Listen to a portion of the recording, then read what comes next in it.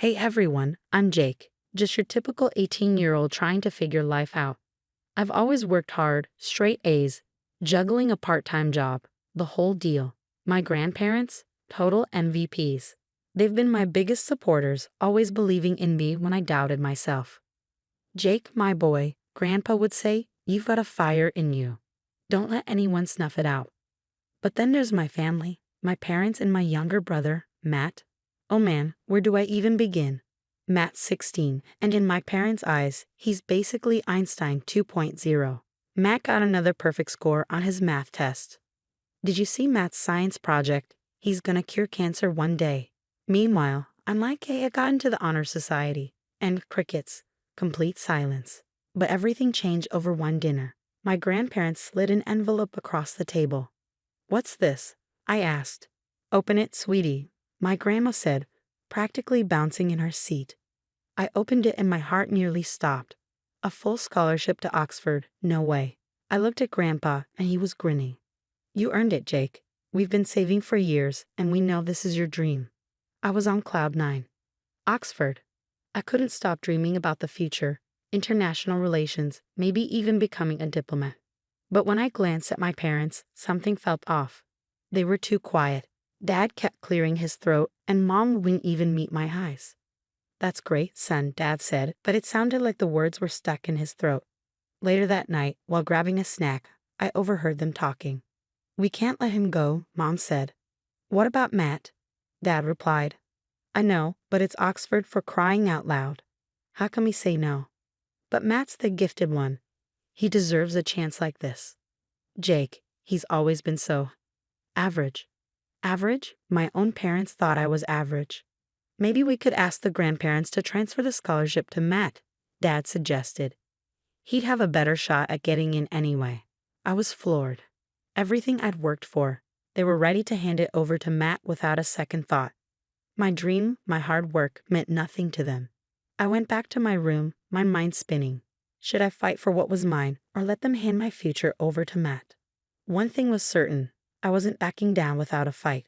2 weeks before I was supposed to leave for Oxford, my parents called a family meeting. I should have known something was up. They looked shifty, avoiding eye contact. Jake, honey, Mom started, her voice sickly sweet. We need to talk about the scholarship. Dad jumped in. Matt's grades are exceptional, and we think he'd benefit more from Oxford. I felt like I'd been sucker punched. What? You can't be serious. Now, Jake, Mom said, be reasonable. Matt's gifted. This opportunity could really launch his career. He's 16. I shot back. I'm the one who's worked for this. Dad tried to look sympathetic. We know, but Matt's potential. Potential? I exploded. What about my potential? This is my scholarship. That's when Matt sauntered in, grinning like he'd already won. Thanks, Mom and Dad. I'll make you proud at Oxford. I lost it. Are you kidding me, Matt? This is mine. Sorry, bro, he shrugged, still smirking. Guess they finally figured out who's got the brains. I stormed out, slamming the door so hard the house shook. I needed my grandparents to step in, but when I called, all I got was their voicemail. Hey, it's Grandpa. We're on a dream cruise for a month. No reception out here in the middle of the ocean. Catch up when we're back. Great, just great. I felt my whole world crumble. Everything I dreamed of gone, just like that. I fell into a funk, barely eating or sleeping. My best friend, Sophia, noticed something was wrong and came over. All right, spill it, she demanded. So I told her everything, the scholarship, my parents' betrayal, Matt's smugness. By the time I finished, I was a mess. Sophia stood up, hands on her hips. Oh hell no, we are not letting them get away with this. I sighed. What can I do? They've made up their minds. Sophia's eyes narrowed. Fight back. This is your future. You can't just let them take it. But how? I asked, feeling completely hopeless. Sophia grinned, a mischievous glint in her eye. We expose them. Gather evidence. Show everyone what they're really like. I sat up straighter, her energy infectious. You really think we can do that?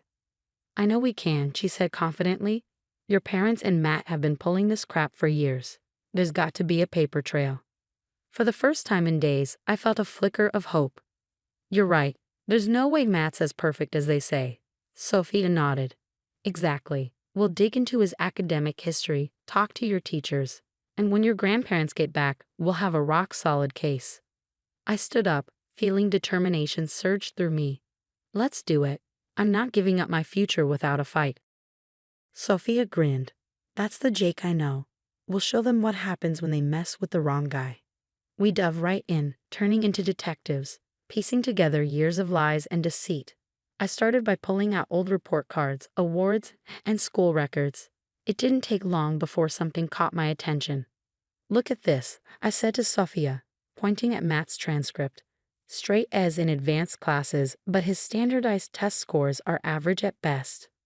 Sophia frowned. That's weird. Let's dig deeper. I reached out to Oxford, explaining the situation. They were stunned and quickly sent over documents confirming my acceptance in scholarship. Step 1. Complete. As we kept investigating, a disturbing pattern emerged. Matt's genius status was built on a shaky foundation. We found suspicious similarities between his essays and online sources, discrepancies in his grades, and even altered report cards. Jake, look at this. Sophia gasped, showing me a comparison between Matt's science fair project and an obscure research paper. It's practically identical. A cold realization hit me. He's been cheating for years. We needed more concrete proof. That's when I remembered Mr. Thompson, my old teacher who never bought into Matt's act. I reached out to him, and he agreed to meet us. I've been waiting for someone to finally catch on, Mr. Thompson said, handing over a thick folder. I've documented every instance of Matt's cheating and your parents' cover-ups. Just then, my phone rang. It was my grandparents. They were back. I filled them in, and they were horrified. We're coming over right now, Grandpa said, his voice shaking with anger. When they arrived, we all gathered in the living room. It felt like a courtroom, the tension thick in the air. What's this about? Dad demanded, but he already knew. I laid out everything, the fake grades, the plagiarism, the lies. Matt's face went pale. Is this true?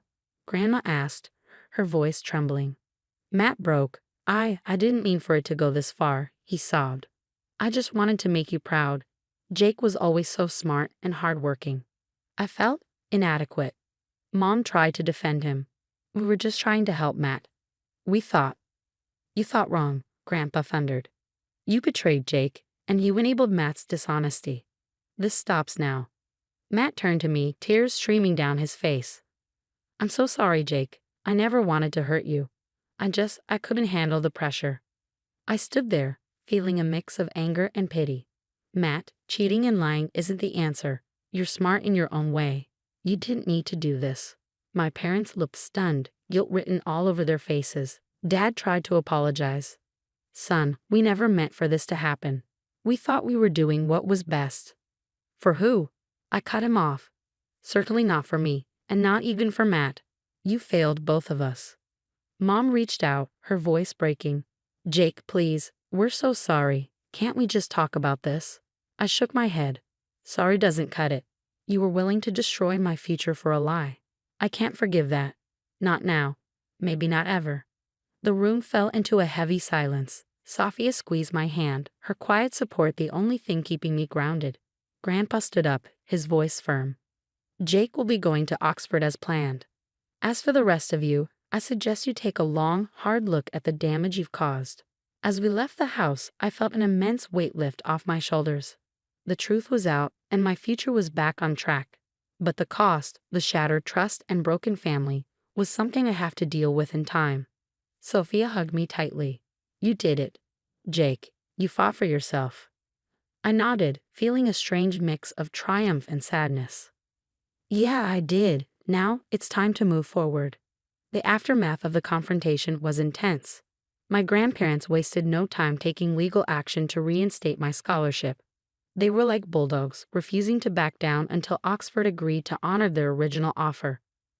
Meanwhile, Oxford launched a full-scale investigation into Matt's fraudulent application. It was a mess, but I couldn't bring myself to feel bad for him. He'd made his bed. Word spread fast in our small town. Suddenly, my parents weren't the golden couple anymore.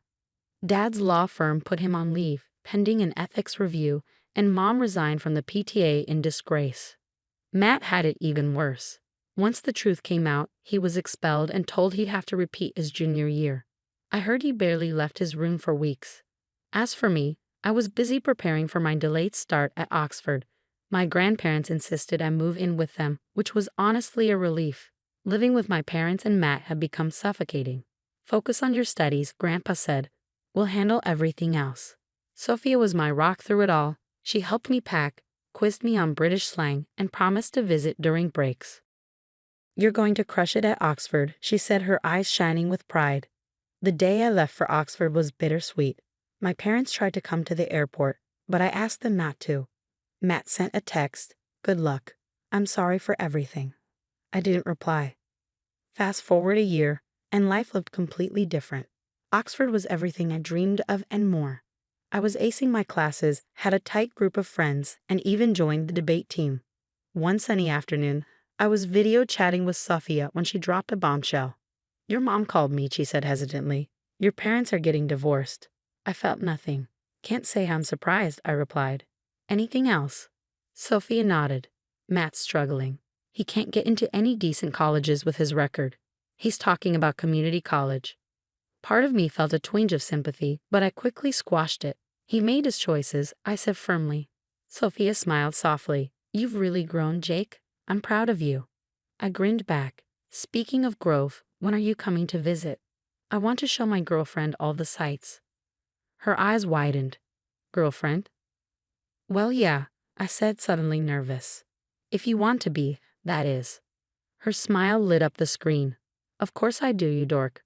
We spent the next hour planning her visit and talking about the future. As we chatted, I couldn't help but reflect on everything that had happened. "You know," I said, "a year ago, I thought my life was over." "But now?"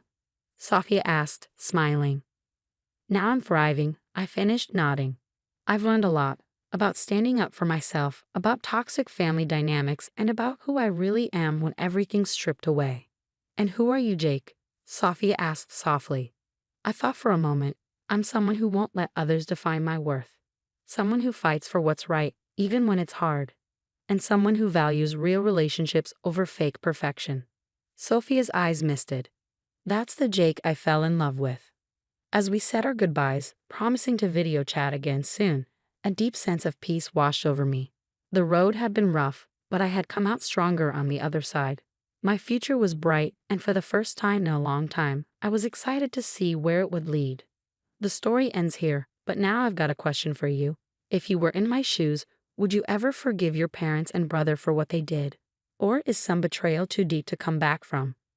Drop your thoughts in the comments below. I'm really curious to hear what you do in this situation. And if you enjoyed this wild ride, don't forget to hit that like button and subscribe to the channel. Hey, I'm Nathan, your average 18-year-old high school senior counting down the days until I can break free and head to college.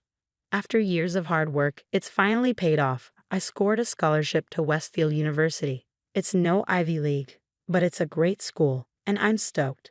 Now, let me give you a snapshot of my family. There's me, my parents, and my younger sister, Amber.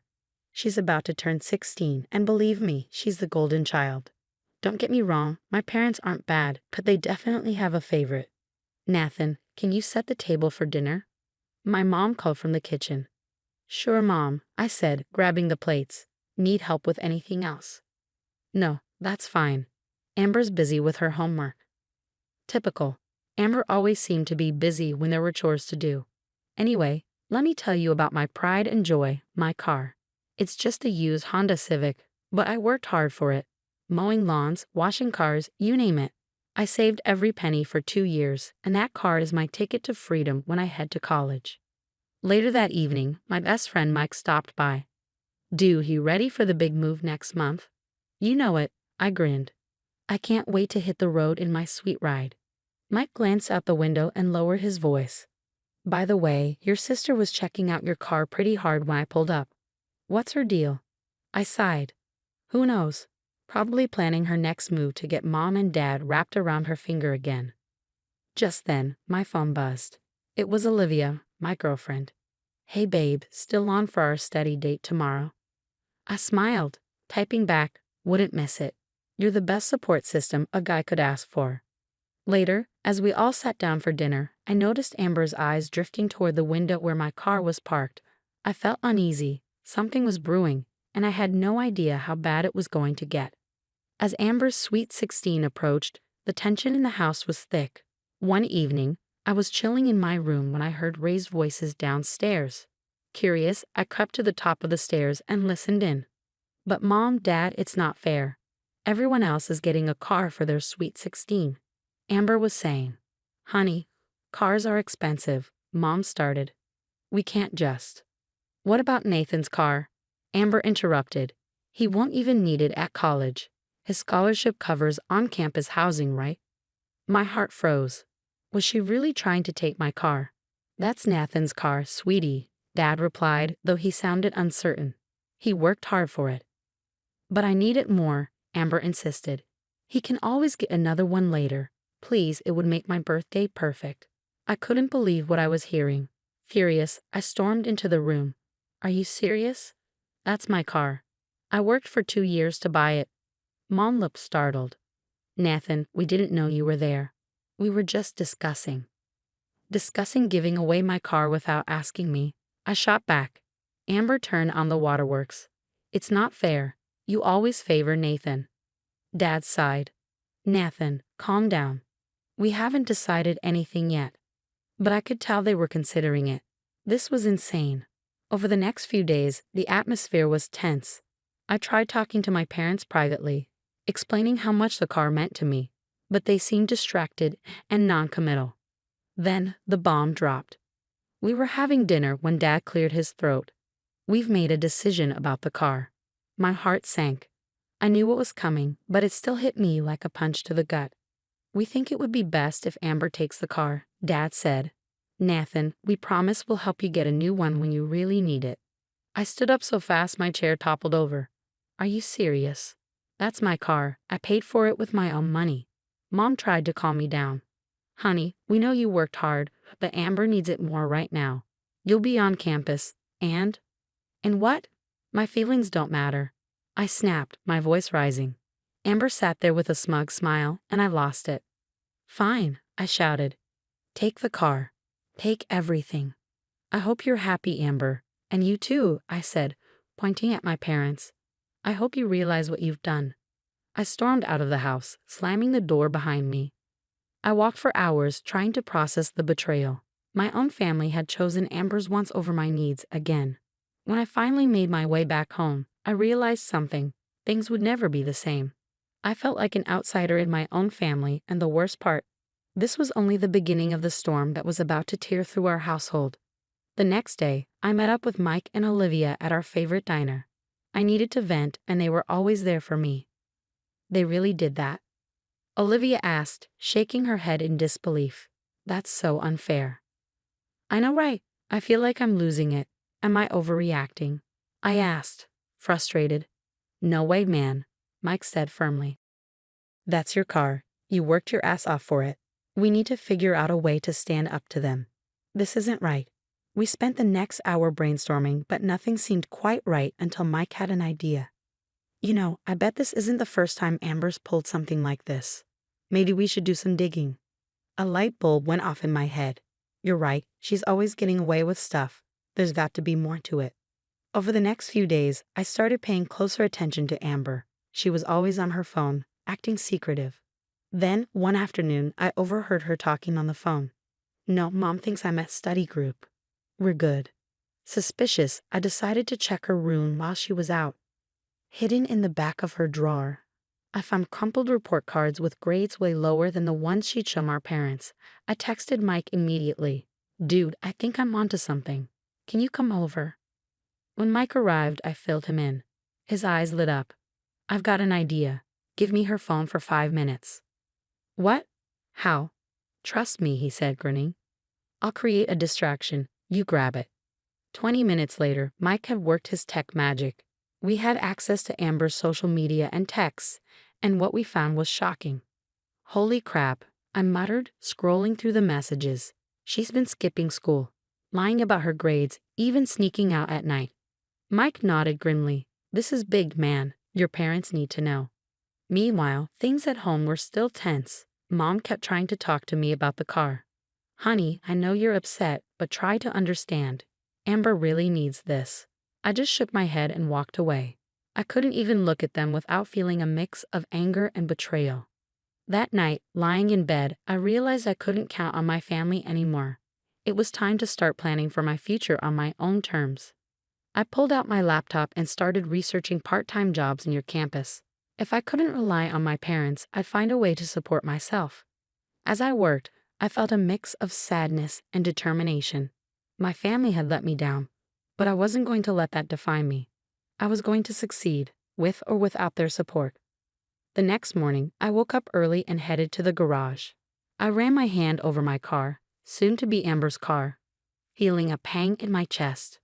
But as I turned to go back inside, I squared my shoulders. I had the truth now, and it was time to use it. Little did my family know, their perfect little world was about to come crashing down, and I was going to be the one to bring the hammer. The day had come to confront my family. My hands shook as I clutched the folder of evidence, gathering everyone in the living room. "What's this about, Nathan?" Dad asked, looking confused. I took a deep breath. "I have something you need to see." I laid out everything, hidden report cards, screenshots of texts and social media posts, all proving Amber's lies and deceit. Mom gasped. "This can't be true. Amber, tell me this isn't true." Amber's face went pale, then red with anger. "You went through my stuff. That's an invasion of privacy." "Is it true?" Dad demanded. Amber burst into tears, but I could see the calculation behind them. "I'm sorry. I just wanted to make you proud." I scoffed. "More like you wanted to manipulate them." My parents looked shell-shocked. "We need to think about this." "Amber, go to your room. We'll discuss your punishment later." But I could already see the hesitation in their eyes. They were making excuses for her. "That's it?" I asked, incredulous. "After everything she's done." Mom reached out to me. "Nathan, we understand you're upset." "No, you don't understand. You never have." That Friday night, we got the call. Amber had been caught street racing in now her, car. She'd been arrested and the car impounded. We rushed to the police station. Amber sat there, mascara streaked down her face, looking smaller than I'd ever seen her. "What were you thinking?" Dad yelled. "I'm sorry," Amber wailed. "I didn't think." "No, you didn't." The officer explained the situation. Amber's license was suspended, and she was facing serious legal consequences. My parents looked devastated. As we drove home in silence, I could feel the shift. The scales had finally fallen from my parents' eyes. The next morning, they came to my room. "Nathan, we owe you an apology," Mom said, her voice trembling. "We've been blind, and we've treated you unfairly." Dad nodded. "We're so sorry, son. We want to make this right." But it was too late. The damage was done. "I appreciate that," I said coldly, "but it doesn't change anything." As the days passed and my departure for college approached, I made a decision. I put my car up for sale. "What are you doing?" Mom asked when she saw the for sale sign. "Taking control of my life," I replied.